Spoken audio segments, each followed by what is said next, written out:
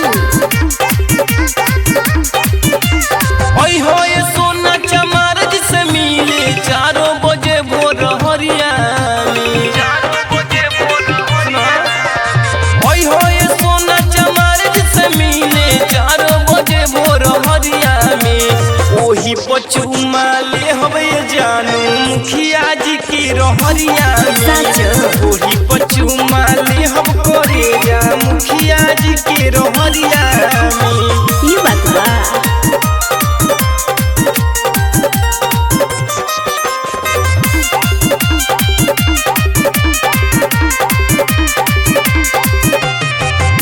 तू छागल पहिन के हमके पागल बनई हो। अच्छा हमके पागल बनई हो। ओढ़नियापन बिछा के माजा खूबे उठई हो।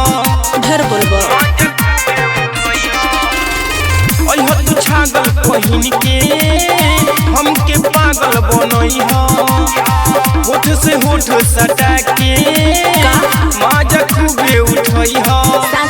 जहिया मरबू माजा हमसे दर्द उठी कमरिया। अच्छा ओही पचुमा ले हवे जानू मुखिया जी की रहरिया में। ओही पचुमा ले हम करे जा मुखिया जी की रहरिया में। ना मनबो। ओही पचुमा ले हम करे जा। ओहो 4 बजे भोर हरिया। माइकल मजन के सुनी हो बतिया ये गोरिया। ठीक है बा। बतिया ये गोरिया। ओढ़नियापन बिछा के माजली हो ये गोरिया। सही में माइकल मजन के सुनी हो बतिया ये गोरिया। ओढ़नियापन बिछा के माजली हो ये गोरिया। अच्छा तोहर हमर चर्चा होई पूरा गौवा सहरिया में। ओही पचुमा ले हवे जानू मुखिया जी की रहरिया में।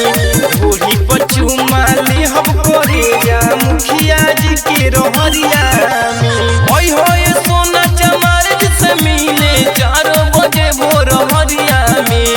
ओही पचुमा ले हवे जानू मुखिया जी की रहरिया में। ओही पचुमा ले हम करे जा मुखिया जी की रहरिया में। अरे हटा ना।